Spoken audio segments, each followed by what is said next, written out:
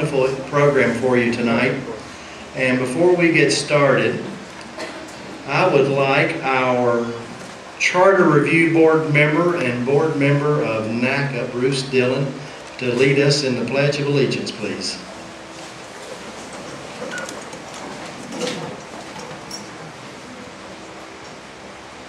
Allegiance to the flag of the United States of America and to the republic for which it stands, one nation, under God, indivisible, with liberty and justice for all. Thank you. That's great. That's great. Okay, I'd like to introduce board members that are here tonight. As you know, Bruce Dillon here.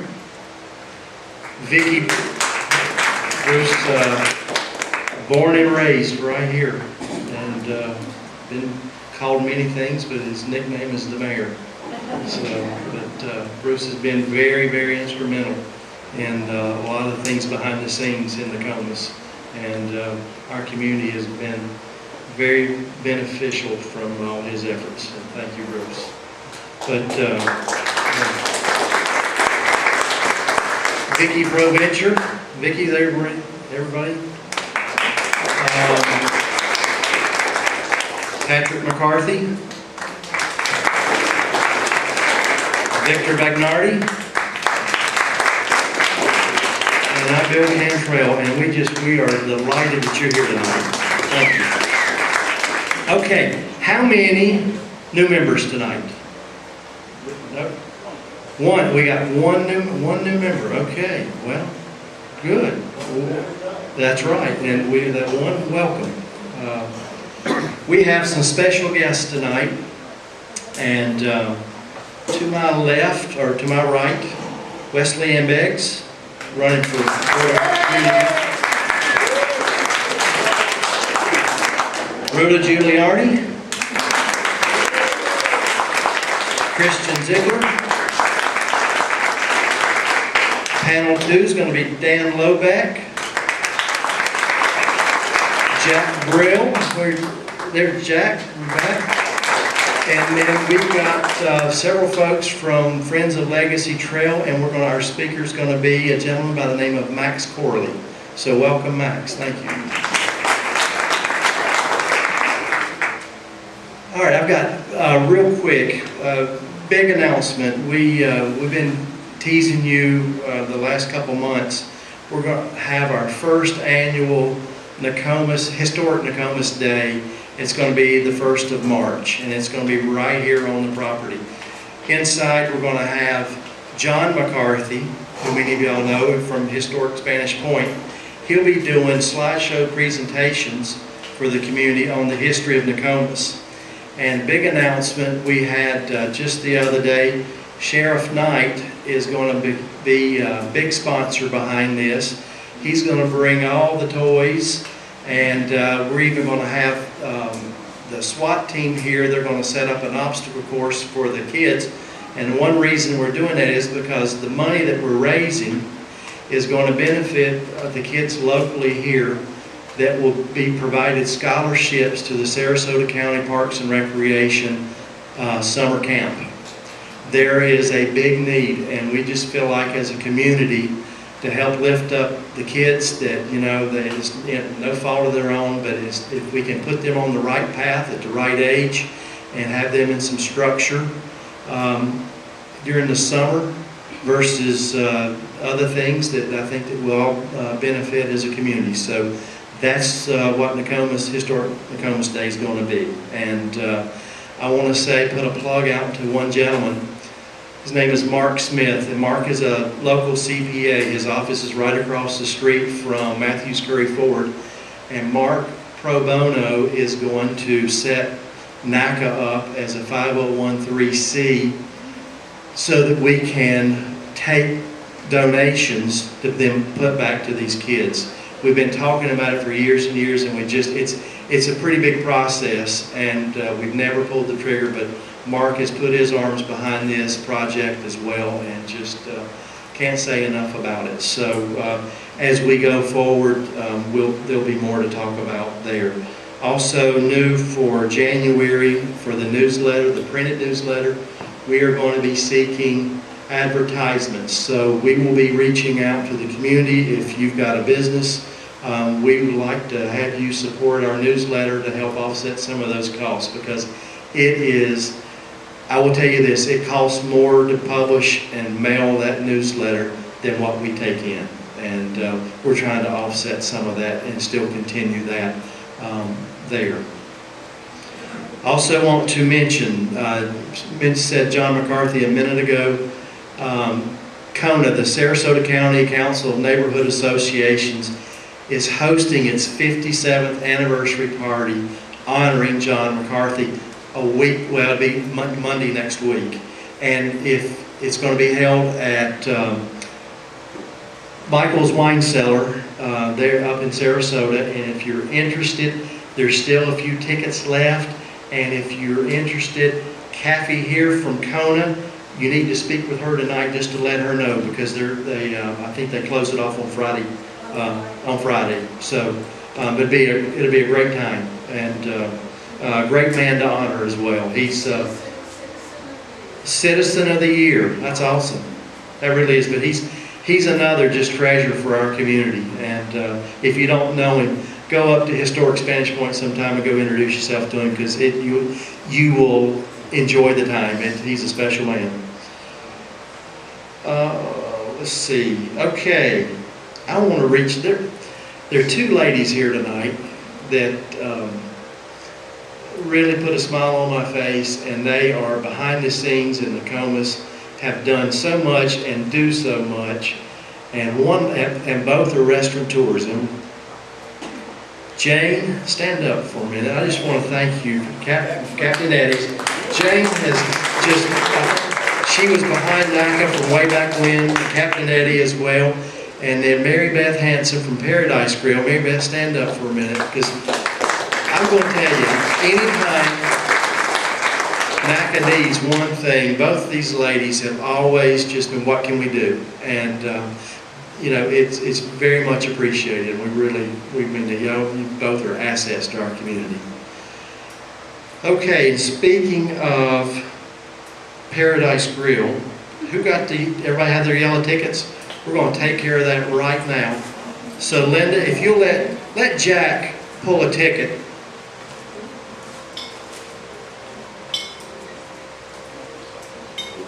Mary Beth has graciously given a gift certificate for Paradise Grill.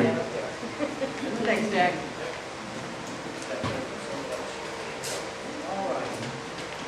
The winning ticket, 662.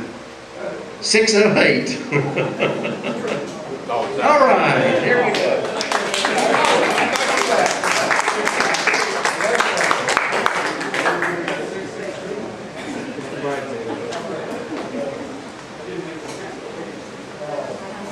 All right, so did you still? Yes, I got it. I got it. Okay, you bet. I got chastised. Believe it or not. Okay. So I get home last week and I got an email. It was from somebody I didn't know. His name is Tim. I think he's here. Where are you at, Tim? Raise your hand. There's Tim right there. And Tim took issue with my article and my comments on Red Tide, and I said, okay, how do I respond to this? So I just sent him back. I said that the appreciation of sarcasm is a dying art. So I was being sarcastic. But a quick poll here. How many of you have septic tanks? Everybody? Okay, keep your hands up if you got septic tanks. Not very many. Okay. Okay, now if you've had your septic tank inspected in the last year, put your hand down. Yeah, in other words, I want to see how many uninspected septic tanks. How many people inspect their septic tank? Get it inspected by a professional? None of them. No, nobody, right? Okay. Oh, you get it inspected? Scotty Potty does it? He has. Yeah. Okay. Good for you. You're number one. Awesome. So anyway, Red Tide's a lot of things. It's not any one thing. And it's very complicated. And the only thing that was really different this time about the Red Tide because it's not near the worst we've ever had with social media and a lot of just the stuff you get out there. Misinformation being repeated over and over again, people being blamed, people that don't have the slightest idea what they're talking about, talking like they actually know what they're talking about. And you won't get any of that from me. But if you come see John Monday night, see John's thing, I'm going to get to talk. Am I going to get to talk about my brother? I'm going to introduce my brother, so that'll be priceless. All right, thank you all. Enjoyed this evening's show. I'm the timekeeper. It's the only time I get to tell these folks what to do. Okay, all right, Patrick, thank you. Thank you. All right, our first panel tonight, we have invited the 4 candidates for Board of County Commission. And 3 of the candidates have graciously appeared before you, before the community. It's not before NACA, it's you, the community. We represent 39 HOAs, over 13,000 rooftops. And we have always, NACA has always hosted this format.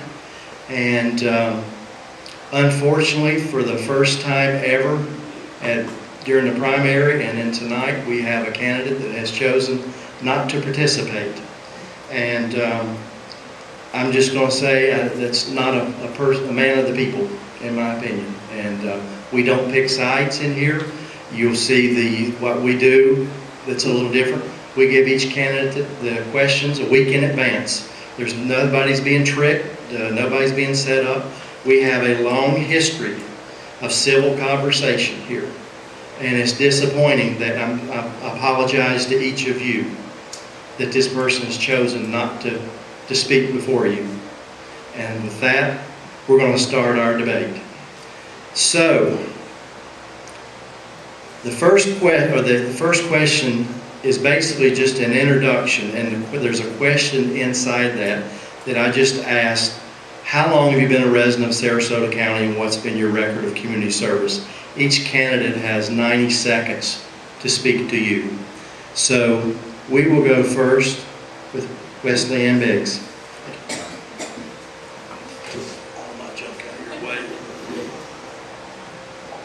Well, good evening, everyone. Thank you all for coming out and listening to us talk a little bit to you. I recognize a lot of people here, but in case you don't know me, my name is Wesley Ann Beggs, and I filed to be your next Sarasota County Commissioner because we deserve better representation at every level of government, not just in DC, not just in Tallahassee, but right here at home.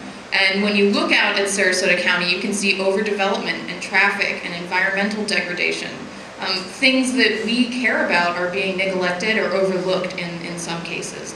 So I know the question asked me to talk a little bit about my history and my history of community service. I'm a native Floridian. In fact, my family was one of the founding families of St. Pete, so I've been in this area for quite some time. My great-great-uncle was the first ever city manager of St. Pete, so it runs in my blood, and my mama, like a good Southern mother, taught me to always give back to the community. I have always been involved in my community, whether it was in Tampa or here. I've spent my entire life in Tampa and Sarasota. I graduated high school with over 1,000 hours of community service. I carried that into college, where I graduated with another 1,500. And since then, I'm a mentor at Booker. I taught conflict resolution and peer mediation in our schools at Sarasota Military Academy, at Booker High, at Sarasota High, at Riverview. So if we're looking for a person that can reach across the aisle and have honest conversations about the issues that are facing us, then I am that person. If I can get a couple of 14-year-olds to get along, I have high hopes that I can get adults to get along, because at the end of the day, it is about our community. It's not about anything else but our community.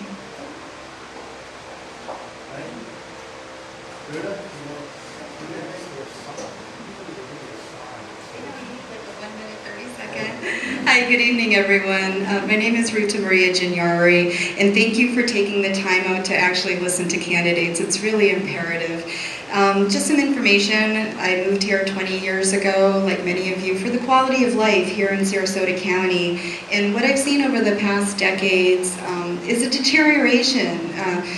The environment is not what it used to be. We need to have more environmental protections. Our infrastructure is dangerous in many areas due to overbuilding. We don't have access for evacuation roads. And just the general safety of all individuals, I think right now currently, is a little bit at risk. Just about community service. Community service is something that I've been passionate about my whole entire life. I actually co-founded 2 years ago a free medical clinic in Sarasota County that provides health care to anyone that has no health care insurance. We're all volunteers, myself, the doctors, the nurses, the pharmacists on staff. I also co-founded Women's Interfaith Network, which is now 300 women strong in Sarasota, that binds women regardless of race, religion, political affiliation. We just all break bread and we talk about relative issues to the community. And I also belong to Homeless to Home in Northport, which is actually a group of approximately 300 civic organizations that actually work on homelessness issues in the Sarasota County area. And that's it. So thank you.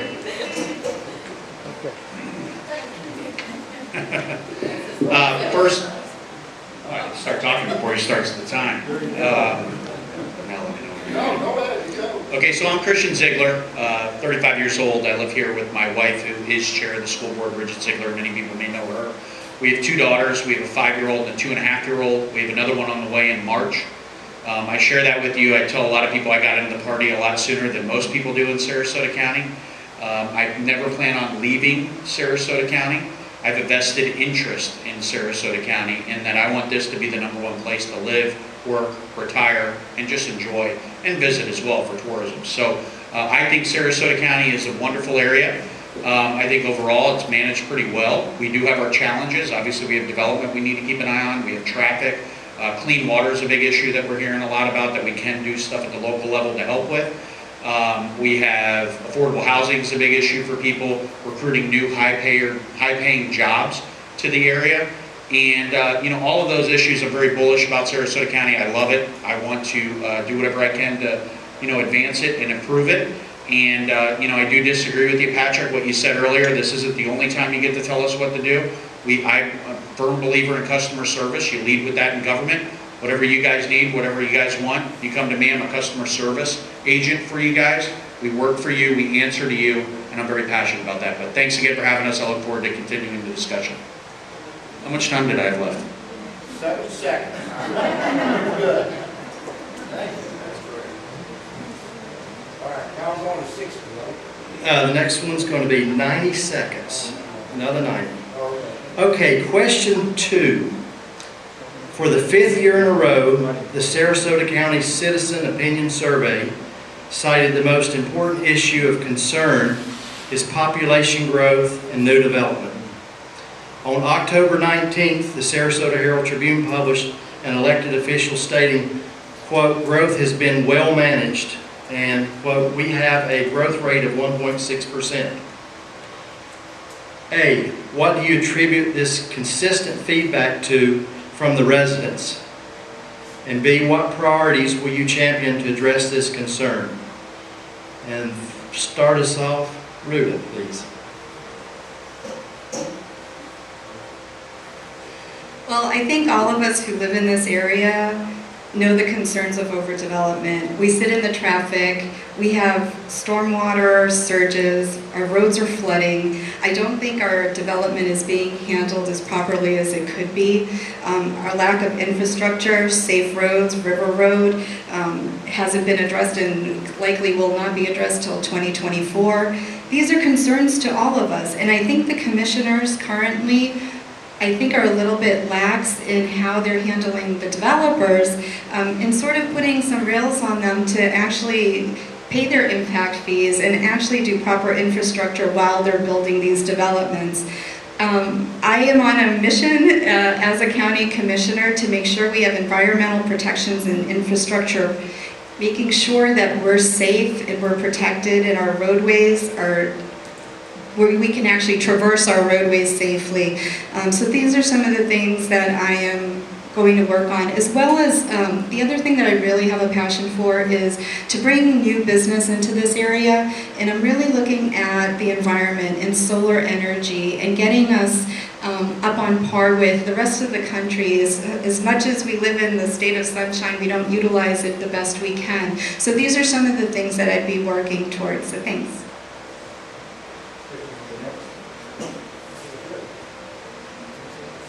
So in that same survey, and what you'll see from me is I'm a very positive. I think when you look at Sarasota County, we were very fortunate. We live in an unbelievable place, and people want to move here.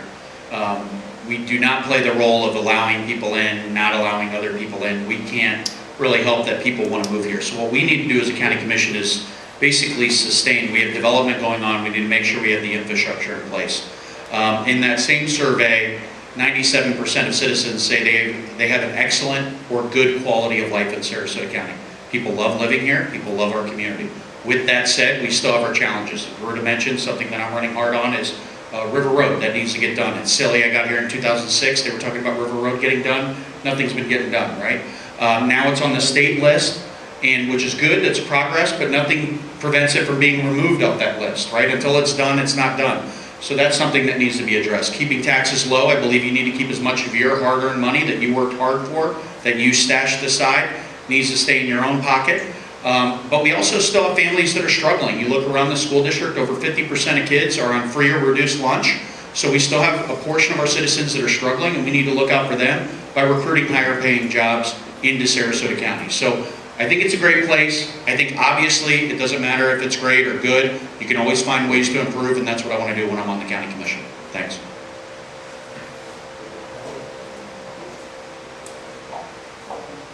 I want to be absolutely crystal clear. I am not anti-development, I'm anti-overdevelopment. There's a huge difference between that.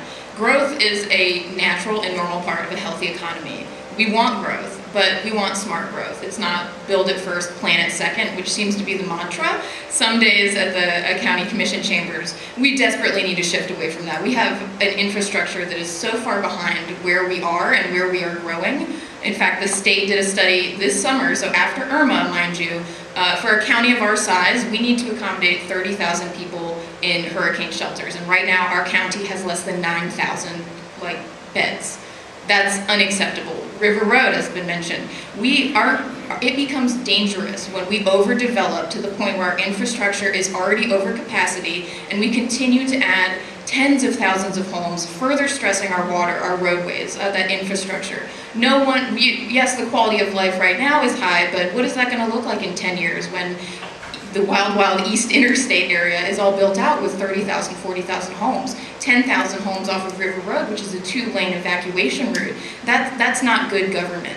The purpose of the government is to provide for our safety and well-being, and that's not happening right now in our county. And we narrowly missed it with Irma. We've just all seen what Hurricane Michael did to the Panhandle. We have big infrastructure needs here, and adding people is never going to solve that.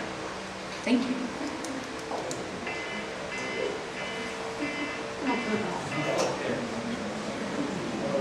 All right. You bet. Okay, question number 3. What does stewardship mean to you? And if elected, explain how you use those principles as a commissioner. Christian. 90 seconds? This is 60 seconds. It's pretty simple. This entire position is stewardship. When you look at the county commission seat, this isn't my seat. This isn't anyone's seat that's serving on the county commission. This is your seat. You guys elect. On next week, you're going to decide who to hire. Are you hiring me or are you hiring Ruta next week? Once you hire us, in 4 years, you're going to decide: are you going to hire? Are you going to rehire? Or are you going to fire them? This seat is your seat. I helped start a business in town. There was 2 investors. They brought me in as employee 1. I grew to 25 employees. We grew through customer service. This is what this seat is. It's a customer service role. Stewardship is to make sure that we get the greatest ROI for every dollar that we spend. And that dollar doesn't come from nowhere. It comes out of your pockets.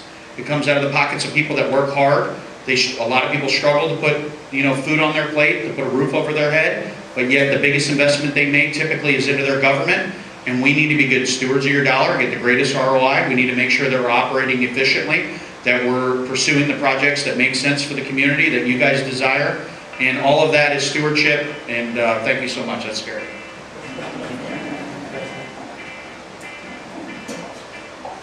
I believe that at the forefront of every conversation in those county commission chambers needs to be, does it make sense for the community? And if the answer is no, the vote should be no. It's as simple as that. When we see development like the hospital that's proposed off the Jacaranda roundabout, when we see the sheriff's vehicle maintenance facility. Does that make sense for this community? I have been in that community, that county commission chamber, when they've brought literal busloads of people in to speak against a development, and they still approve that development.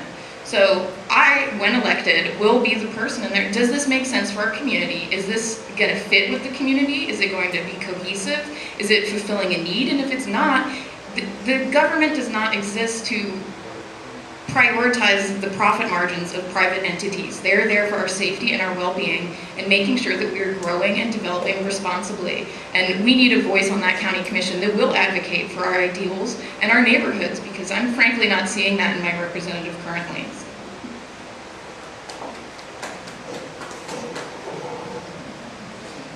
Well, stewardship to me means being entrusted by your votes and your confidence. One thing that I've done in the past 8 months is I've gone and I've listened and I've learned about this community from Northport to the airport, and I've heard everyone's concerns. And what I promise every single person who votes for me is I will be your voice on the county commission. I will not bend to special interest. I will represent all of you. You are the ones who put us in office, and you're paying our salaries, and we owe you the right to listen to you, hear your concerns, and act on your concerns, and not special interest.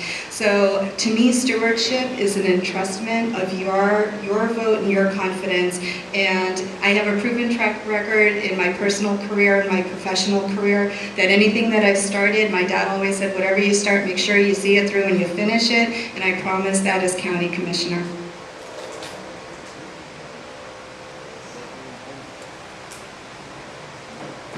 Okay, question 4.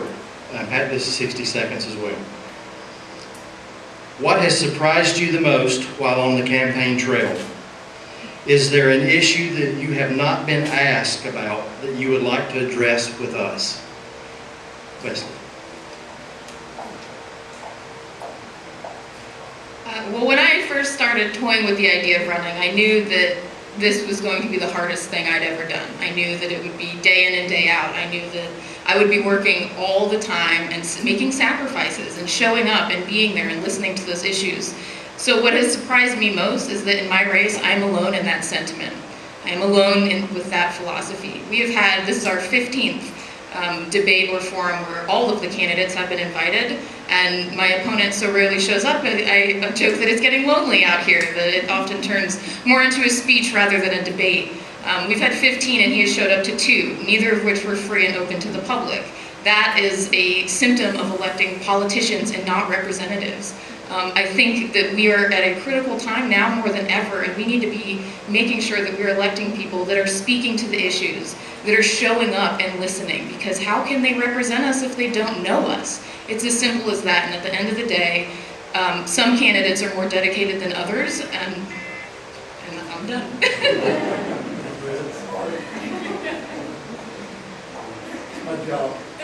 Well, what surprised me most actually on the campaign trail these last 8 months is that there is more that unites us than divides us, and we have to remember that. We have to remember that this role as county commissioner really shouldn't be a partisan role.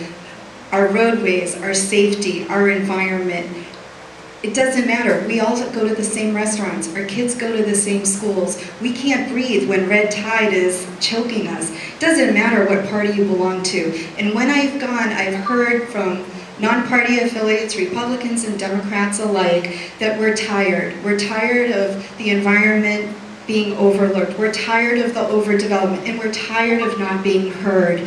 So this to me was the biggest eye-opener, that we are truly a unified community. We just need to talk a little bit more to each other openly. So I don't know, if anything has really surprised me, but I'll share that something I've enjoyed from the campaign is there's some amazing people in our community.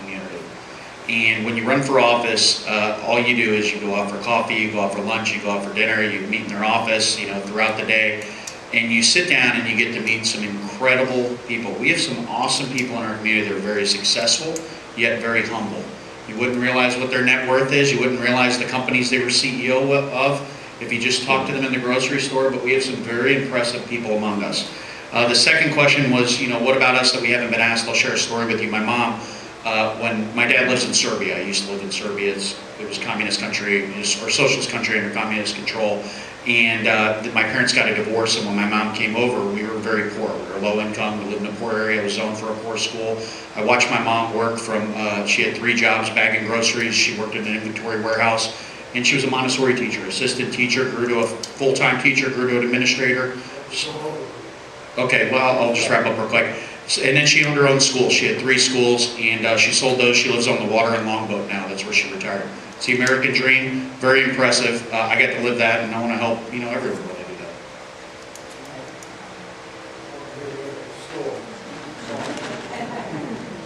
All right, this is going to bring us to our conclusion for this panel. And with that, this is for 2 minutes.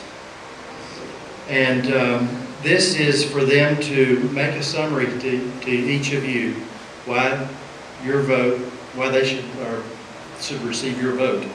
But this the question is, what makes you the best candidate?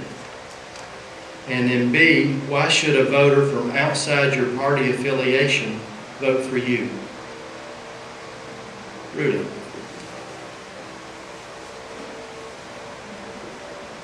Thank you all one more time for coming out and listening to us, and hopefully giving a little bit of insight as to who we are and why we would represent you best.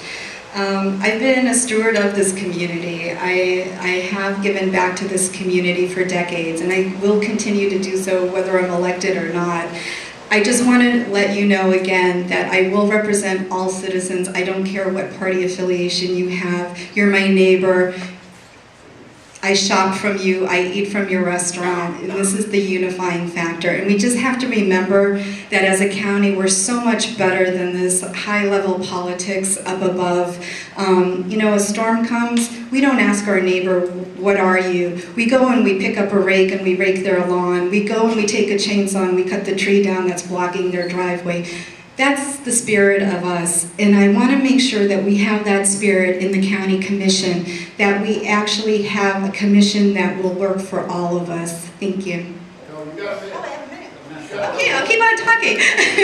But again, just so you know, I will be working for environmental protections. It is one of my passions. I do want to make sure that our waters are protected for us and our future generations, that we have sustainable growth and development, that we take a little step back and we do smart growth and development. A little at a time, build the roadways properly, put the schools in place, put the hospitals in place, make it safe. And also work on affordable housing is also something that I really didn't touch upon, but it's something that I really would like to see more of, whether it's senior care or families starting out. I want people to be able to stay here, work here, live here, and be happy here. Thank you. I'm going to deduct your 15. That's fine. That's fine. That's fine. I'd like to get back to my girls before they go to bed anyway. So why am I the best candidate? Look, I have a long history in Sarasota. I've been here since 2006, working for Congressman Vern Buchanan. My job was constituent service for a good number of years. The Sarasota Veterans Cemetery that's over east of, on Clark Road, east of the interstate, that's something that was my project when I worked on the Hill, and my job was to make sure we got that money, that we did groundbreaking for the congressman, right? Congressman gets credit, but I was guy behind the scenes that had to daily make sure we got the updates and get that done. Anytime people had issues with housing, immigration, all those issues, they came and I helped them walk through the government process. I know the constituent services side. For me personally, my passion, I have a vested interest in Sarasota County. Like I said, I got a 5-year-old girl, I got a 2.5-year-old girl, got another one on the way in March. Don't know what that is. We're one of those families, I think 5% that wait. We love the surprise. But my job is to make Sarasota County an amazing place for me to live, for me to eventually retire in. And then hopefully my kids, they probably won't go to college here locally, but if they go to college somewhere outside the area, I want them to return back here. And that's what I want to make this community. So, I live among you guys, I care about this community, the same roads you get frustrated on because of the traffic, I'm riding down those roads as well, and I want to improve them. But I look forward to working for you. So, going forward, what happens on Tuesday, if you guys end up deciding to hire me, I work for you, Do not be shy. Reach out to me. Let me know when you have frustrations. Let me know when you think something's great. And let me know when you need something. And I think across the board, you know, the second question was, why would someone vote for you that's not part of your party? And I think the answer to that is pretty simple. Look, for 6 years I worked for you guys. You guys were in Congressman Vern Buchanan's district. Doesn't matter if you're a Republican or a Democrat. If you had a problem with the federal government, my job was to help you navigate that and you know, make sure that DC delivered for you at points. A little frustrated up there, but that was my job. But and I'm going to do the same thing on the County Commission. My job is to deliver for you guys. But thank you so much for having me tonight. Appreciate everyone coming out, especially those that voted already.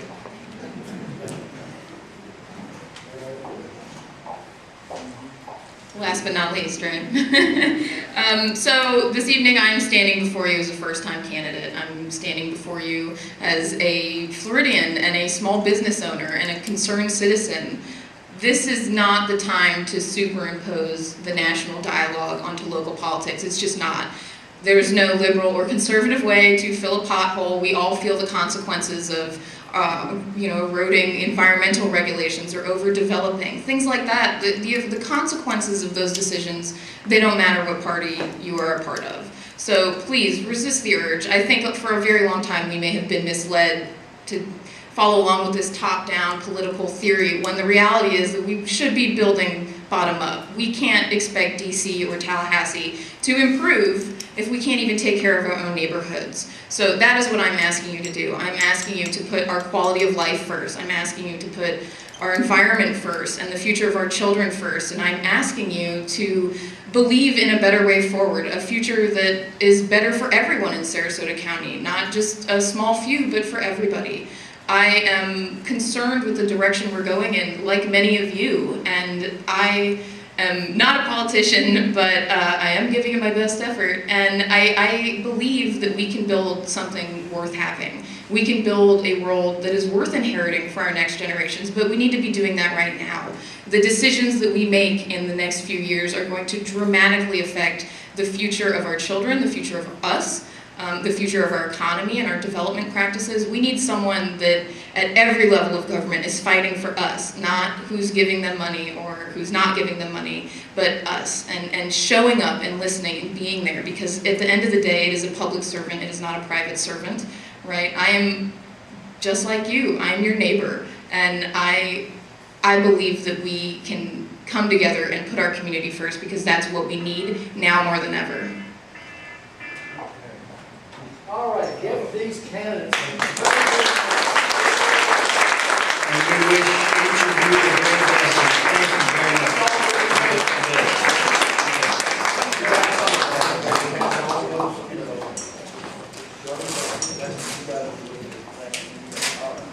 Okay, we're going to switch. Just kind of casually. I mean, it's. Well, do it up from the big one. Okay? Jack, you ready? Sure. We're going to get casual. Give me an alarm.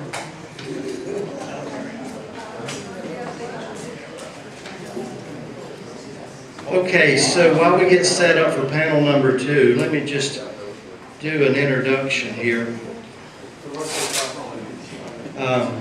It depends on how they behave. No, they're going to behave just fine. Jack.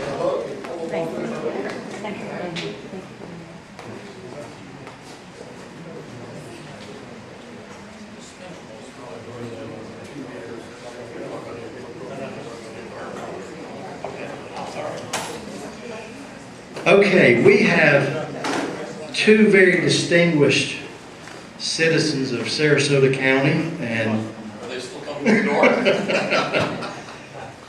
to my left, Dan Lobeck, who is president and founder of Control Growth Now. Dan has been voted one of Sarasota's most influential citizens, and I will say this, in knowing him and watching what he's done for our community, he is a true man of the people, and I sincerely mean that. And to my right, we are, first time I think you've been to NACA, and we're very grateful that you're here. But this is Jack Brill. Jack is the vice chairman of the Sarasota Republican Party. So we've got two heavyweights here tonight, folks. But we are going to, you know, when you look at I know you got your sample ballot in the mail, and there are, good gosh, too many amendments to go through and decipher. And I know some of the gentlemen got here early, and I overhearing them, and they're talking about, oh, what does this mean? What does that mean? And I will tell you this, to give you some help, because I need it as well. I found a great website, and it's a nonpartisan website. And it breaks it down, and it also, what I love, because I'm kind of a little political nerd, I like to follow the money. And this will even tell you who's pushing the money behind it.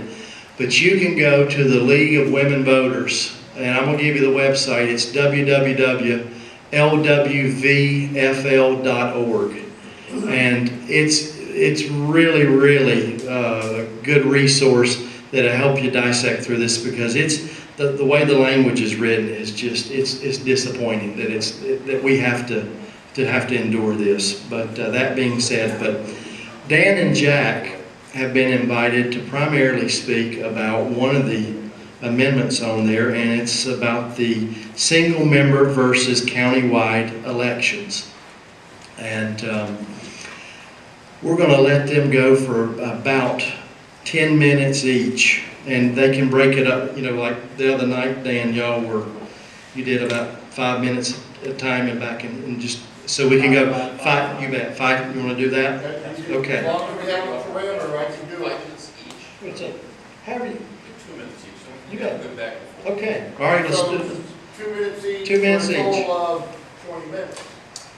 Yeah, and then we might delve into some other things that they want to delve Basically, into. it's 5 after. Yeah, okay? So this, All right, well, Good job. all right. Okay, our only chance to, have any control over anything. and Jack, since you're new, we're going to let you have the podium first. Okay. Thank you all for being here, really. No. Good evening, everybody. I forget, I've spoken in this room a few times, and I forget how loud this microphone is. If I could, just for 1 second, I want to thank Bruce Dillon for all the service he's done. When I talked to him early last summer and he said he was not going to run for charter review again, the service you've done to the community, the help in being a charter review board member, we really appreciate that. And I just want to thank him for everything he's done. But thank you again for everything. So we're here to talk about one of the county, there's probably the #1 county, well, they're all very important. So let's just, Legacy Trail people, very important. So wherever you are in the room.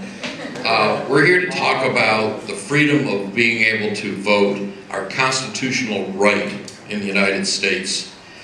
This single member district is really a voter suppression. You lose 80% of the opportunity to vote for your local candidates. Now everybody, he's writing already, that's not good. In doing that, it's different when, the president and the folks in DC, the whole bit. But when you get down to the county commission, these are the folks that affect our lives every day. Their decisions affect our lives. It's very important to have everybody together. This was tried in 1992. It was passed by 53% and repealed in 1994 by 65%. And I'm going to run out of time, and we're going to talk about a lot of different parts of this component thing.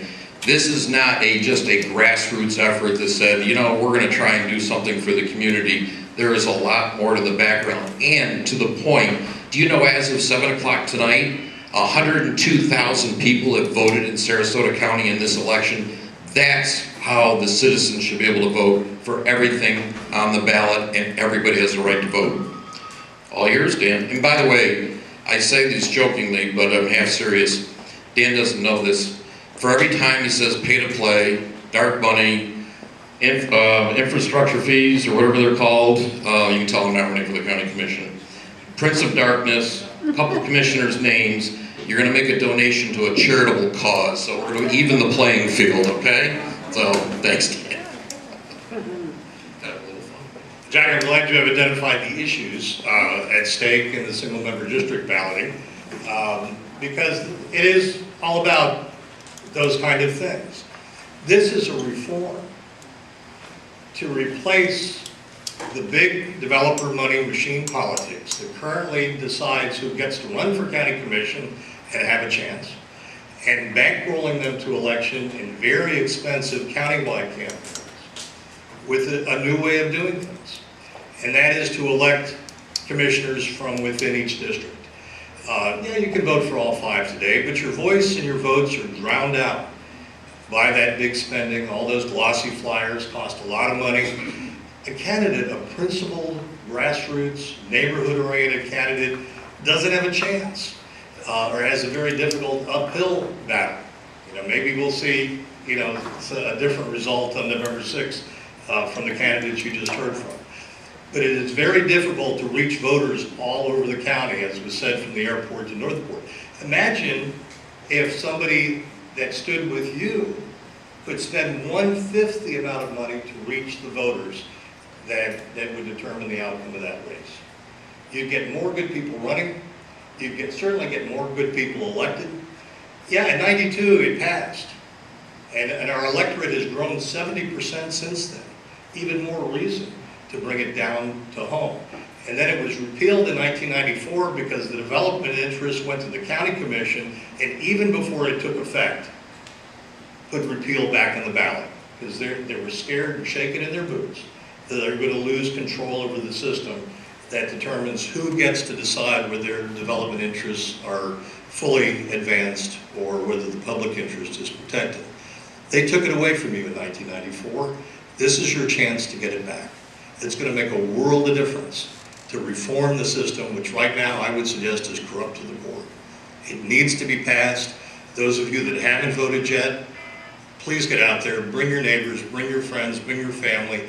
Let's bring us back to single-member districts. Let's give it a chance for a change to really be the reform which will turn this county around and restore true representative democracy to Sarasota County. Thank you.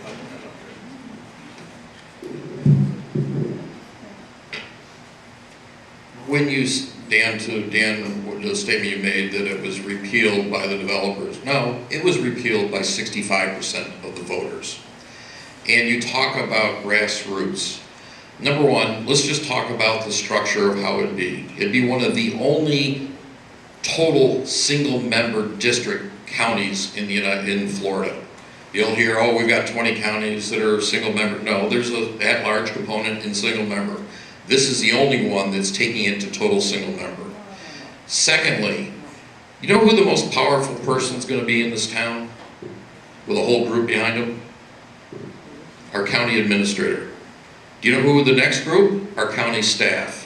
Because the collaborative efforts of the county commission won't be able to, the folks living in Northport, the folks, I live in Longboat, the folks we're in District 2, the folks in District 1, the projects that are working together to make this and continue this to be a phenomenal county are going to be altered dramatically. It's going to end up being who your favorite staffer is and who they like you the most to see what initiative is going to get to the county administrator so that they can put something through. That's taking away pure representation. Secondly, you talked about some of the money. In 2008, Carolyn Mason, she won beating Jonah Miller. She only raised about $38,000, Jonah raised $120,000. So it can happen where the candidate with less fundraising does win. Secondly, I'm sorry, oh, okay. Another thing is, you can call this a grassroots effort. When the area's largest developers, if not the largest developer, Hugh Culverhouse and Rosemary, the lady from Venice and Hawaii, and the Democratic Party get together and spend 2.5 years with paid walkers and paid petition signers, to get this through, don't think this is as innocent as everyone, is being led to believe on this. This is a way where the Democratic Party, and we're all in this together, folks, but this is one issue that they have taken to try. They don't like the rules, so they're trying to change the rules so they can get a candidate to win an election. You guys are the decider of the best candidates. We've had very good candidates for a number of years. They've done a good job as elected officials with the county and everything that's going on. But that is the true democracy, and that's the way we have to keep this. So don't think this is a pure, hey, I think I'm going to get out there, Kendra's going to get out there and I'm going to raise some petitions. There was a whole effort behind this thing. Am I out of time? Yeah, you've been out of time. Oh, I'm sorry. No, Get some just back. go ahead and train of thought, this is loosely timed. You told me to take it easy on you guys, so. Jack, with all respect, you're just completely incorrect in saying this would make Sarasota County the only county in the state with single-member districts. There currently today are 20 Florida counties that have totally single-member districts. And as a matter of fact, since you're dealing with the statistics, let's put out some real facts about the subject. Of the 13 counties that are larger than Sarasota County, we're number 14. Only 4 have countywide elections. Of the 40 Florida counties with countywide elections, all but 4 are smaller than Sarasota County. 90% of the counties that have countywide elections are smaller than Sarasota County. Now there's a reason for that. Because in a small county, you can have countywide elections without the kind of big money domination problems that we have here today. With a county as large as ours, for candidates to seek to campaign all over the county and reach all of the electorate, you gotta basically sell your soul to the developers for the money that they have to reach all those voters. And that's the problem we have today. It's not a partisan thing. I'm a lifelong Republican. I spent many years in service to the local Republican Party, as Jack does today. I believe in this because of principle, not because of party. And it is true the Democrats think that maybe they'll have a shot at one of the 5 seats in North County where the registration's about evenly split. And they like it, some of the Democrat leaders like it for that. We welcome all support. Hugh Culverhouse, a developer, a principal developer, not part of the cabal that controls the county commission and county politics today, is supporting it. We welcome that. But all the development interests on the other side, they're campaigning with flyers telling you, vote against single-member districts because it's for the developers and it's going to create traffic congestion and ruin our environment. They've stolen our message and they're lying to you with their flyers to try to tell you the opposite of the truth, just like you're hearing the opposite of truth with regard to these numbers. This is a good idea, it's a necessary idea, it's an essential reform. Please help us pass single-member districts.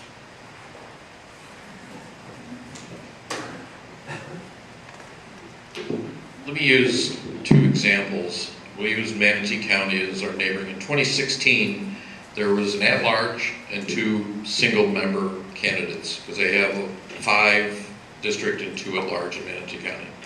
Do you know that the 2 single-member district candidates actually raised more money and spent more money than the at-large candidate in the county? I'm going to disagree with Dan's numbers on the 20 because the great majority of those are a combination of single member and at large. What we have to, Kendra, you can disagree with me. Okay, give me a specific number. How many are specifically single district 100%? 20. No. And there are 7. No. And there are 7 that are part. Okay, No. Okay. 20 All right, Kendra. and 7 Thank you. that I'll are get part. back. So, we have to, frankly, I'm going to put something from a personal note for all of us that are residents. And maybe in Pinellas, as large as some of the cities are there, or up in Orange, or down in South Broward and those counties, what we need to care about is Sarasota County and the quality of life that we have. This is why, one of the many reasons. The people in Northport, how many people here know that Northport is our largest city by population? Good to know. Second largest, Sarasota. The folks in Northport, their issues, you heard some of the things, you know, they were talking about. Their interests are not the same as Newtowns, Longboats, Siesta, out east in the unincorporated. We need to have a county commission that is together to be able to make the decisions for every citizen. That is the, as I go back to my earlier statement, the basis of our democracy and our Constitution.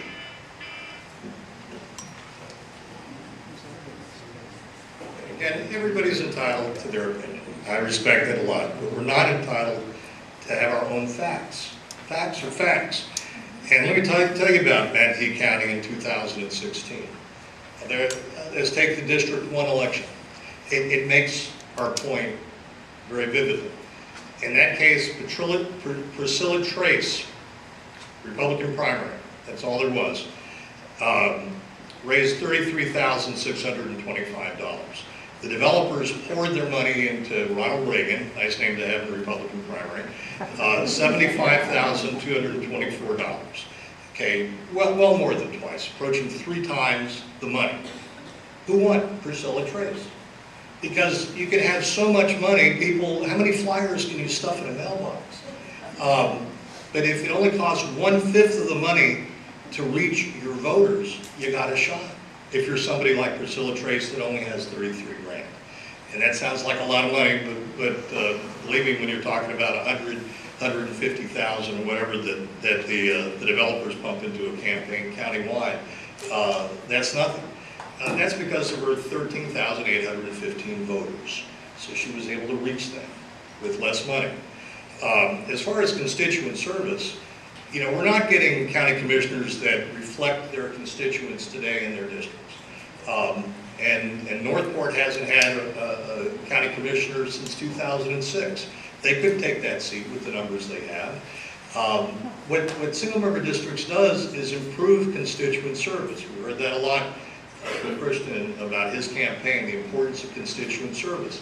Instead of spreading yourself so thin, one of the county commission candidates in the primary told you it's like a bad peanut butter sandwich. It's being spread too thin. You have county commissioners that care about their constituents, take their constituents' message to the table, and work with the other county commissioners for the common good. But bringing those interests of you in Nokomis, for instance, your county commissioner, more directly to the table. And if they don't, kick them out in the next election.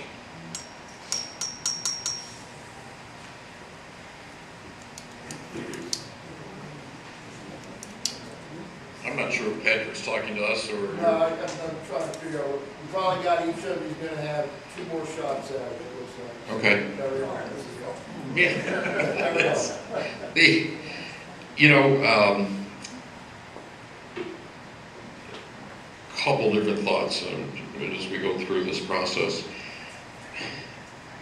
Dan saying, and we have single member districts, that the commissioner will bring home the bacon to your district and will take care of your projects.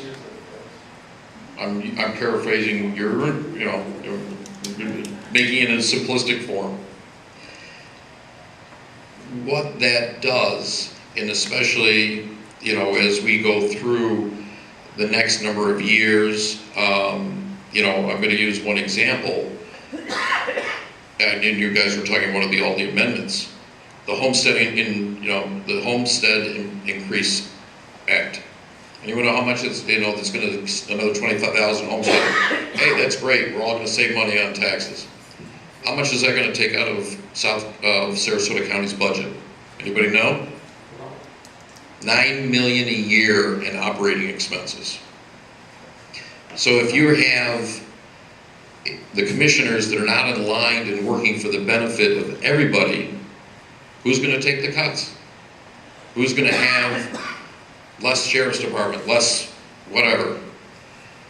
The point being is, let's save all of those events from happening. Keep a collaborative county commission that's working together and has always worked together and will continue always to work together in the system that we have currently, and that is the best representation. And to the point, Dan mentioned about the primaries. We can sit here and go back and forth on the numbers of this primary versus election with that whole bit.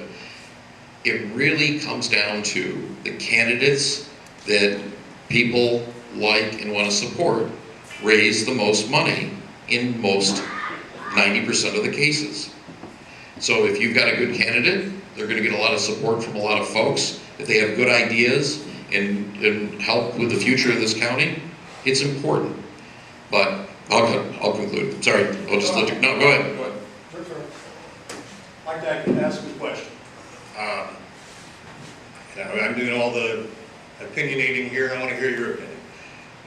Based on what you just heard, how many of you think that the developers, Pat Neal, Randy Bederson, Carlos Baruf, Gary Compathacross, Jim Gabbard at the Celery Fields, how many of you think that they give tens of thousands of dollars through their subsidiaries, through their dark money PACs, I guess I owe money, to candidates, the county commission, because they're for good government? How many of you think the developers give to candidates because they're for good government? Can I have a show of hands? Not even Christian? Jack, play your games, Dan. Jack, I don't see your hand. They don't. They play the game, just the same reason special interests play the game at all levels of politics, because they expect something in return. And yes, our county commissioners are all working together now, but not for you, not for the common interest, but for their patrons in the development industry that bankroll their expensive county campaigns. And that's a blunt message, but it happens to be true. Because I'm involved enough, and I watch enough, and I study enough to know that that is true. So what did we do about it? We changed the system. The developers did take this away from you in 1994 because they heavily funded a PAC effort to overwhelm the voters with a message that got them to, in a deceptive way, like they're doing today, to repeal single-member districts even before they took effect. And again, we have a chance now to have that reform in place. And hopefully the county commission doesn't put repeal back on the ballot in a couple of years if it passes. And it gives us a chance to elect independent-minded, grassroots candidates that care about traffic congestion, the environment, making growth pay its own way, protecting neighborhoods such as the ones that you live in, and not just doing the bidding of those that bankroll their campaigns. Please support single-member districts. Okay, so this will be your wrap. Did you want to do? It's up to you. I put it, on the, Well, you've got another speaker after this, don't I you? do. Yeah, so. This, by my time, this is the wrap up. They Okay, can well, each let's get 2 more let's minutes. just finish this. All right. I'll write out. Okay. Obviously, I'm going to disagree with Dan, and he's the attorney. So I give him credit. He writes a lot of notes. And he also asked a very loaded question. Tonight, through November 6th, you have the opportunity to keep your rights as citizens. Two thoughts. I'm going to dive off for a second. Everybody in this country has the free right to donate money to whatever campaigns they want. They also have the right to support whoever they want. If you or I want to support one candidate more than another, we have that right. That is part of our constitutional rights in this country. So I'm going to obviously disagree, and Dan, it was actually fairly tame of you, but it was a loaded question for everybody in the room, and not a fair one. We should continue having the right to vote. What would you think tonight if, with all these amendments, when you go, for those who have gotten their sample ballot from Ron Turner's office, and you only had the right to vote for half the amendments? Now, frankly, this year you may want to only vote for half the amendments. I'm kidding. We want to vote for everything. But at the same time, you didn't have that choice. This comes down to, as we talked about, both sides have put money into this world. Nobody is clean. There is no, when I say clean from, oh, I'm a pure grassroots, I've gone out, nah, it didn't happen. And nobody can, this is like calling the kettle black on the other side. But when you have your votes, right to vote, taken away and diminished in any way, that is wrong for the citizens of Sarasota County. And by the way, I will say, and I don't want time, Dan was mentioning independent mind. Obviously, you have never met Nancy Dieter. She is one of the most independent-minded county commissioners, former senators in the world, and she's going to speak up for the constituents and the ideas that she believes in. Just I did want to mention that. Again, thank you for everybody's time tonight. Keep your right to vote.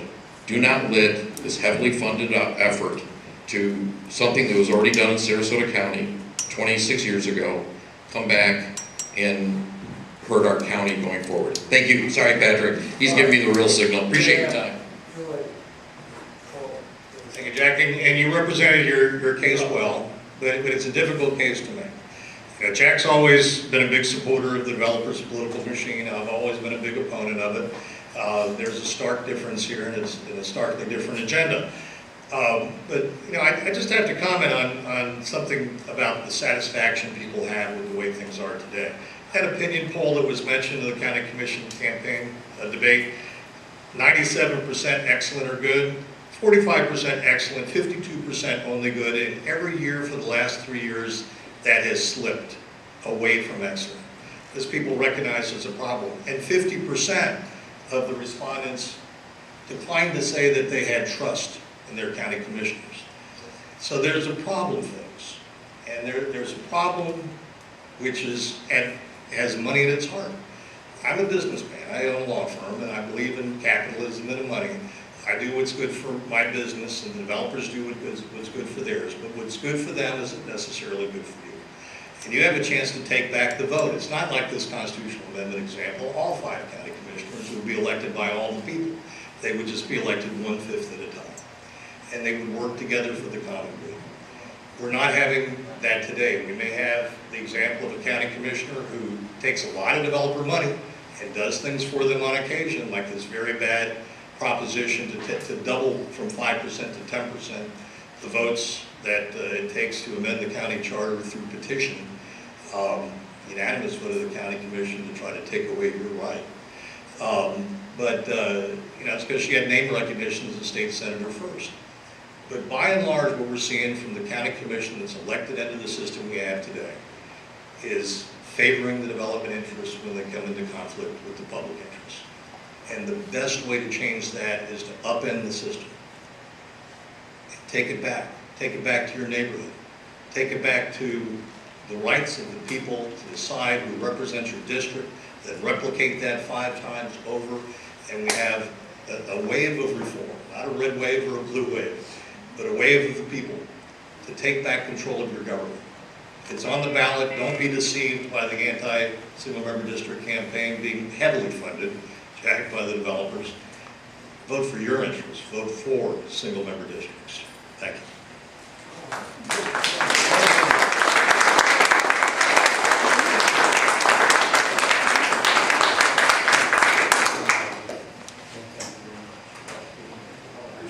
Okay, folks, panel 3, and there is, I don't have the time.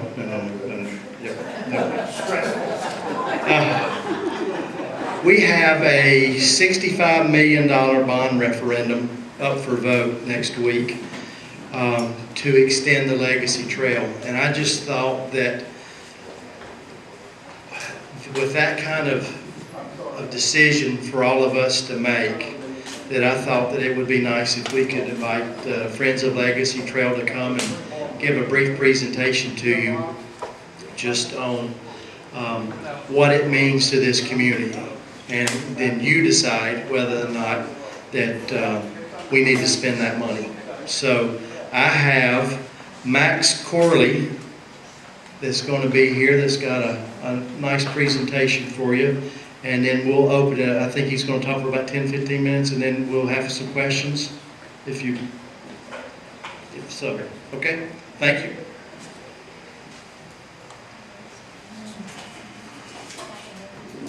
We've been at this a long time, and I will do my very best to be brief.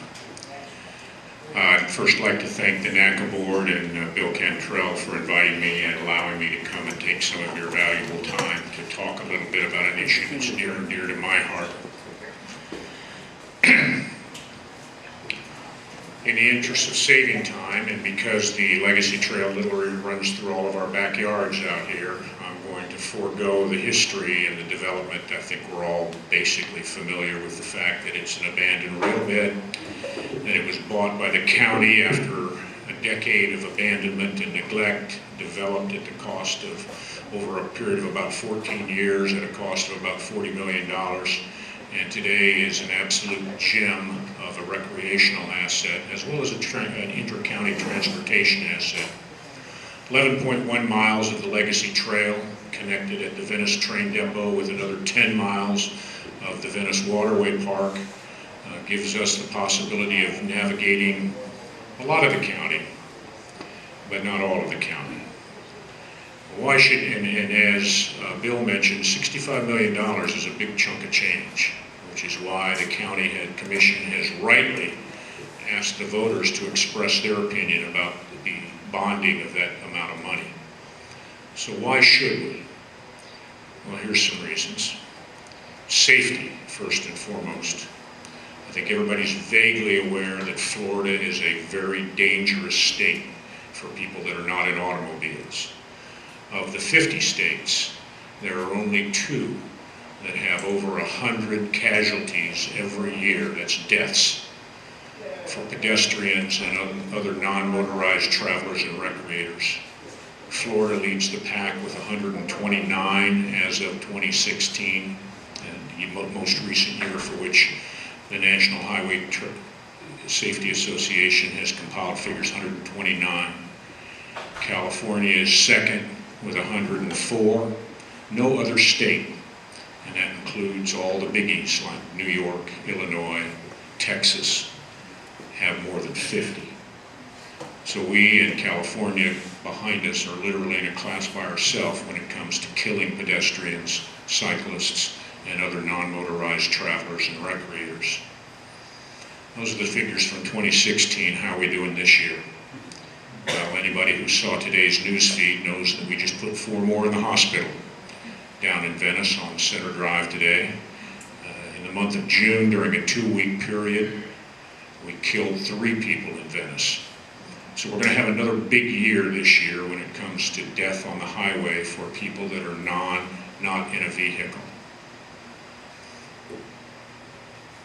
According to the National Highway Traffic Safety Association's Pedestrian Danger Index, which is an algorithm that I don't even pretend to understand, 7 out of the 10 most dangerous metropolitan statistical areas, of which there are hundreds throughout the country, are here in Florida. I think there's 1 in Mississippi, there's 1 in Alabama, and all the rest of the top 10 are right here in our state. Our particular metropolitan statistical area, the Northport, Sarasota, Bradenton, is number 10 in the nation for pedestrian danger, year in, year out, 365 days a year. As I've gone around the county over the last 4 years giving presentations on the Legacy Trail and why it would be a good idea to expand it and make it available to more people, I've had any number of contacts, any number of citizens come to me and say that absolutely under no circumstances will they ride their bicycle or recreate on the streets of our county because of just exactly what happened this morning in Venice. 4 people in the hospital because somebody made a mistake. I don't know yet whether it was the cyclist that made the mistake, whether it was the driver that made a mistake, it doesn't matter. There's 4 people in the hospital that if they had someplace else to recreate, someplace else to ride their bike, would still be riding their bike tonight. When we extend the trail, if we extend the trail, up into downtown Sarasota, the most urbanized area of our county, the safety factor goes up by an order of magnitude, and maybe, just maybe, we can drop out of the top 10. Along the lines of safety, but also something more than that, is reconnecting our youth with the great outdoors. There was a time in this country, within living memory for most of us, when most children walked or rode their bikes to school and around the neighborhood. I know I did. That doesn't happen a lot anymore, and the reason it doesn't happen are varied. There have been societal changes, there have been changes in the way people recreate, the video game phenomenon, et cetera, et cetera. But one of the main reasons is safety. Mothers don't want to send their children out the front door on their bicycle to school because they have less assurance now than they ever did that they're going to get there safely. And then the lines of SUVs and minivans begin to form outside every elementary school and every middle school in the county, and indeed in the country. The federal Safe Route to Schools program is trying to turn the clock back to that earlier time by offering incentives, financial and otherwise, to develop safe routes to schools. And the northern reaches of the extension of the county from its current terminus at Culver House Nature Park to Payne Park, the portion that is going to be bonded for. Within 1 linear mile of the proposed extension, there are 27 schools. Within 2 linear miles, there are 45 elementary and middle schools. The idea, the hope of those of us that support the extension is that by building that extension, will provide children with a better way to get to school, a better way to recreate, and provide their parents with more confidence. Now, I know there's some cynics out there that think that maybe we're not going to change societal behavior by building a trail. But it's been demonstrated in other parts of the country, locally here in Hillsborough County, where the 35-year-old Pinellas Trail has led to a documented increase in the number of children that arrive at school every morning on their bicycles. It's an urban trail through St. Petersburg, Clearwater, and up to Palm Harbor, just like the terrain that the extension is going to transit through downtown, into downtown Sarasota. And more children every year in Hillsborough County ride their bikes to school. Our hope, our desire, our belief is that if we extend the trail, that can happen here. I hesitate to even mention that after some of the things that have been said about developers in here, but trails are good for development and good for business. They're good for property values. In 2010, the National Association of Home Builders conducted a nationwide survey about community amenities, asking what people look for when they decide where in a community to buy their home. Number one, as you might expect, was highway access. 44% of all respondents want to be able to walk out to their garage, hop in their car, go to school, go to work, go to play, etc. But the number two thing in the survey that people said they looked for when deciding where to buy a home, ahead of shops, ahead of public transportation, ahead of schools, was trail access. That was true in 2010. I believe it's still true today. Anyone Googling bike trails and property values, as I did when I prepared this little talk, is going to be inundated with studies, surveys, and testimonials to the positive correlation between the two. Here's some, there's literally hundreds of them. You can try it yourself at home. You can do this at home. Here's just 3 that I pulled at random off the top of the list. Vancouver, Washington in 2010, 65% of all realtors mention trail access in their advertisements when trying to sell a home. Pittsburgh, 2007, bike trails not only increased residential property values and residential real estate activity, but also ignited, that's their word, not mine, commercial activity in nearby properties. Shepherd, North Carolina, 2015. I don't know where that is either. But the 40 homes adjacent to a recently opened bike trail that year saw immediate increases in their property value, $10,000 and up.